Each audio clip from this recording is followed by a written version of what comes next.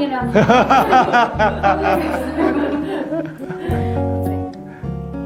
여러분 안녕하십니까? 차산 박일환입니다. 오늘은 아주 특별한 영상을 한번 찍어 보도록 하겠습니다.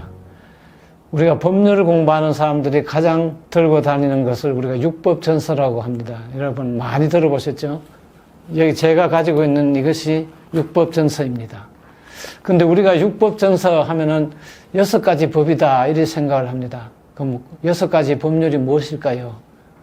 민법, 민사소송법, 형법, 형사소송법, 상법, 여기까지는 쉽게 떠올릴 수 있습니다. 그럼 남은 하나는 무엇일까요? 행정법, 헌법, 어느 것이 들어갈까? 왜 7법이 아니고 6법이지? 의문이 들고 있습니다. 저희들이 고시 공부할 때도 육법전서를 들고 공부를 했지만 법률 과목은 7가지를 시험을 보았습니다. 그러면 행정법이 들어갈까 헌법이 들어갈까 잠시 망설였습니다만은 결국 법전에는 헌법이 있습니다. 근데 헌법은 법률보다는 좀 더 상위 법규범이지만 헌법을 넣어서 육법전서라고 하였습니다. 그러면 왜 행정법은 여기에 빠졌을까요? 여기에 대해서 우리가 많은 생각을 해보았습니다만은 법전이 없기 때문에 빠졌다고 생각을 합니다. 그러면 행정법은 어떤 법이 있을까요?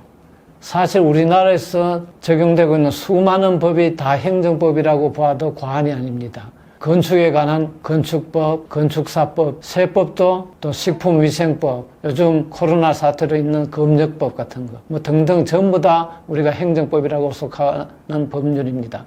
근데 이와 같은 법률은 다 개개의 법령이기 때문에 이와 같은 행정법 전체를 아우르는 기본법이 없다는 것이 아쉽습니다.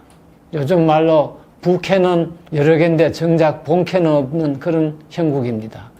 그러면 여기서 우리는 문제가 있습니다. 그렇게 수천 개가 되는 행정 개개 법령을 어떻게 다 일일이 찾아보아서 이해를 해야 할까요? 또 개개 법령마다 다 찾아보는 것은 찾기도 어렵지만 이해하기도 상당히 어렵습니다. 그래서 학계에서는 오래전부터 행정법도 기본법을 하나 만들자 논의가 있었습니다만은 최근에 이르렀어야 겨우 초안이 작성되어서 국회에 제출이 되었다고 합니다. 법제처에서 오랜 동안 준비를 하여서 이와 같은 법을 국회에 제출한 것도 흔히 보는 일은 아닙니다만 큰 일을 하신 것으로 저는 생각을 합니다. 네, 행정법은 쉽게 이야기하면 국민과 정부 사이의 관계를 다루는 법이라고 할 수가 있습니다. 행정법은 우리의 일상생활에 긴밀한 관계에 있어서 뗄래야 뗄 수 없는 영향을 미치고 있습니다. 우리가 예를 들어서 병원을 차리면 병원 설립 신고를 해야 되고 또 PC방이나 음식점 등을 하려면 영업 등록을 해야 됩니다. 집합 금지 명령 이런 것도 행정법에 속합니다. 이렇게 우리 생활에 큰 영향을 미치지만 단일 법률이 없다는 것이 우리가 행정법에 접근하기가 상당히 어려운 현실을 초래하고 있다고 하겠습니다. 그리고 일선 공무원들도 사실은 기본법이 없기 때문에 개개법을 따로따로 이야기하기 때문에 혼란이 많습니다.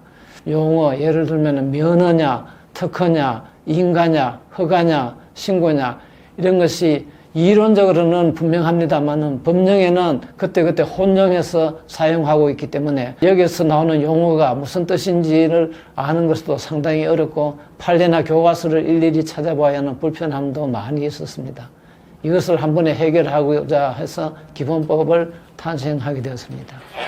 예, 여러 가지로 뭐 달라지겠습니다만은 제가 눈여겨본 조문은 신고입니다. 사실 신고하면 끝나는 것이라고 우리가 이해를 해야 하는데 이 신고도 또 2가지로 나누고 있습니다. 결국 신고하면 끝나는 자기 완결적 신고가 있고 또 신고받는 사람이 그 신고를 수리해야 하는 수리를 필요로 하는 신고로 2가지로 이원화되어 있습니다.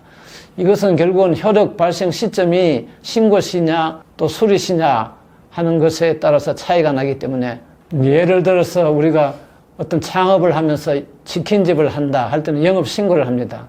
그런데 공문에 따라서 이 신고가 자기 완결적 신고냐 아니면 수리를 해야 하는 신고냐 사람마다 다르면은 국민들이 상당히 불편합니다. 그래서 이와 같은 것을 기본법에서 명확하게 정해주는 것이 필요하다고 해서 그 규정이 들어갔습니다. 예, 지금 모든 법률에는 시효제도가 있습니다. 범죄의 경우에도 공소시효가 있고 또 민사상의 권리 의무에도 소멸시효도 있고 취득시효도 있습니다. 그럼 행정법의 경우에도 오랜 세월이 흐르면은 과거의 것을 다시 들추어서 무슨 처분을 한다는 것이 상당히 부담스럽습니다. 일률적으로 일정한 기간을 정해서 행정청이 마음대로 과거의 사건을 가지고 처분을 할 수 없도록 국민에게 안정감을 주는 것도 필요하다고 생각을 합니다. 네, 이 행정기본법은 사실 저와는 인연이 많습니다. 이 초안을 할 때 큰 협조를 해주신 홍정선 교수님도 저와는 대학교 동창입니다. 그래서 법률신문에도 이 기본법이 꼭 통과되어야 한다는 기고를 한 것도 읽어보았습니다. 이 행정법의 기본법에 대해서 여러분이 궁금하시면 법제처 홈페이지 등을 통하여서 관심을 가져주시기를 바랍니다. 저는 이 기회에 금년 정기국회에서 이와 같은 기본법이 통과되어서 모든 국민이 쉽게 행정법을 이해하고 또 자기의 권리를 스스로 보호하는 데 도움을 받을 수 있게 되기를 희망합니다.